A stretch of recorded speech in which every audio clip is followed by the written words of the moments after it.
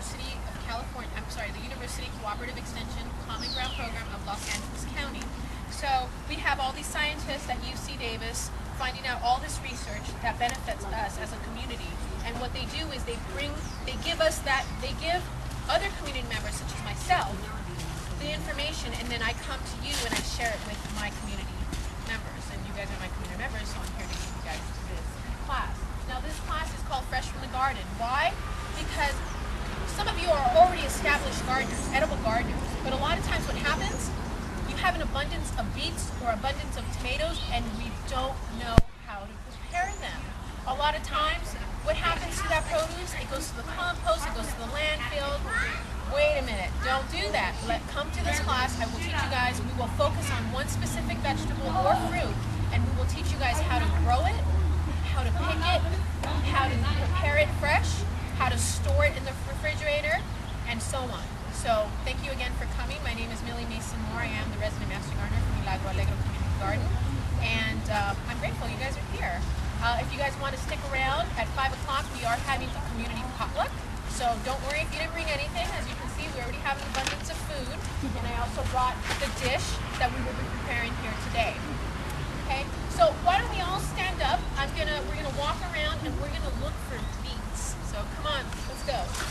See, she was already here. She was cleaning out her plot because she has already an established growing area. She's got squash growing up on the side there. She has a beautiful basil. You can also eat the flowers. She's got some parsley. She has some sorrel. She has some onions or green onions. She has celery. She has chili peppers. She has eggplants. She has more celery here and more eggplants and a chili pepper. Maybe to the eye, to the naked eye, it doesn't look beautiful. However, this is a very self-sustainable plot here. Why? Because the flowers will attract the bees that will pollinate the rest of the fruits and vegetables in this location. Another good thing about the way she designed it, when you guys begin to design your gardens, make sure you grow your vertical vegetables on the west side or on the north side of your plots, or even of your gardens. Why? Because if you grow vertically on this side, guess what's going to happen? The sun is going to come up, it's going to shade the rest of your garden. Okay? So vegetables, they need 5 things. They need sun, water, air, lots of love, soil. Alright? So those are the 5 main things. More love than anything else. Why? Because you guys are going to pay attention and focus on that vegetable, and that's already giving attention and love to that vegetable. Okay?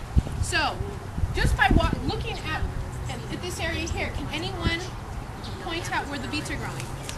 Very good. Here are the beets. Okay?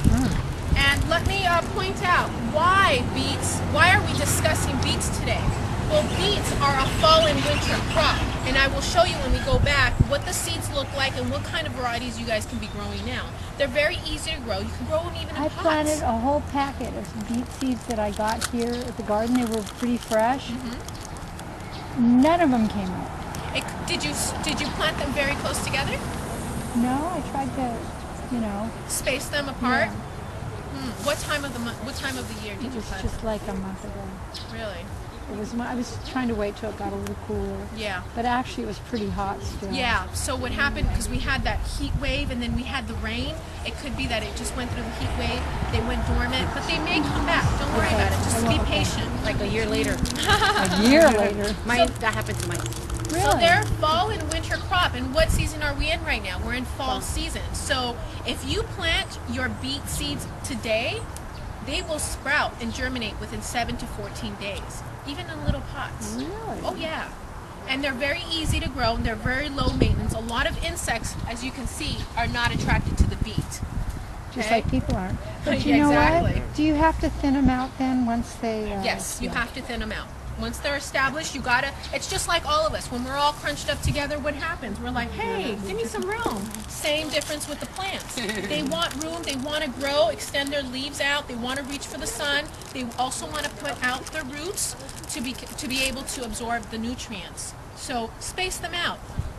Remember, the size of a beet is like probably the size of your fist. So if you space out fist by fist, you'll notice that it has enough space. Even the leaves have enough space to spread out. All right. The benefits of beets: it lowers risk of common cancers. The leaves were grown for dye, for the clothing, cosmetics, and foods. So I'm a natural person. I don't like to wear chemicals on my face. In fact, I don't wear chemicals under my armpits or anything. So I use a lot of natural cosmetics. My cosmetics are made out of beets, the dye beets. So my blush is made out of beet mineral. So you can see that you can use a beet to like even do your lips. It's really cool. Okay. Vitamins. It prevents birth defects, heart attacks, contains antioxidants. Vitamins are A, C, good for the skin and eyes. And if you cook them, it actually depletes the vitamin C. So raw state is the best.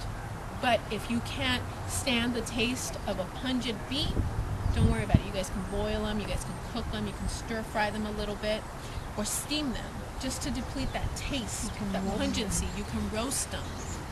You can barbecue them. There's lots of ways of using beets, okay? So, do you mind holding this for me? Great. Okay, so she planted these beets. It takes about 3 months from seed, 3 to 4 months from seed for the beet to look like this. Okay? When do I know when to harvest the beet? Well, what you want to do is you want to remove all the leaf litter, a little bit around, and check the size of the beet. This is a pretty good looking beet. So what am I going to do? I'm going to grab it from the leaves carefully, not tearing the rest of them. Do that? She did. Yeah, I asked her. And you pull from the leaves carefully. Try not to disturb the rest of them that are around. And there you go. Voila, we got a beet. A good-looking one, I might add. A good-looking one, exactly. Now, as you can see, beets are very dirty because they grow in the ground. So, the next thing I would ask you guys to do is either get a vegetable scrub and scrub off all of the dirt, or just wash it very thoroughly. Now, do you guys think we can eat these leaves? Yes, you can eat these leaves. In fact, the leaves are very delicious. I eat them raw in a salad, or I steam them a little bit, or I stir fry them. And they're super delicious. And in fact, they're more tastier than salad or any kind of other type of vegetable. And they're also very good for our health. All right. Okay. Let's go back to the center of the circle. Today's recipe. We're gonna need a beet, avocado, lemon, cilantro, and just a little bit of sea salt. Okay. I don't believe in iodized salt. The best way to eat salt is sea salt. Okay, so try to go for sea salt. Try to go organic. So let's just say we just pulled this out, and you can see we've taken off all of the dirt. We scrubbed off all the dirt. And what am I going to do next? I'm going to chop the tops off, because remember, I can still eat these. In fact, the stems are really delicious and it tastes really good. You need the stems off? Yes. Oh yeah. The next step I'm going to do is I'm going to get a potato peeler, such as this. I'm going to peel the skin off, as such. I'm going to remove the root from the beet, and obviously remove the top from the beet. The next thing I'm going to do, now, one thing, remember, it acts like a dye, so guess what? Don't wear white. Yeah. Okay? Wear something that's protective, maybe some dark clothing. Okay? And when you, I know this is gross, but I gotta tell you, when you ladies go home after you eat the dish, and you guys go to the bathroom, it's gonna come out red. Don't get scared, okay? It's not your period. It's not, it's just the beet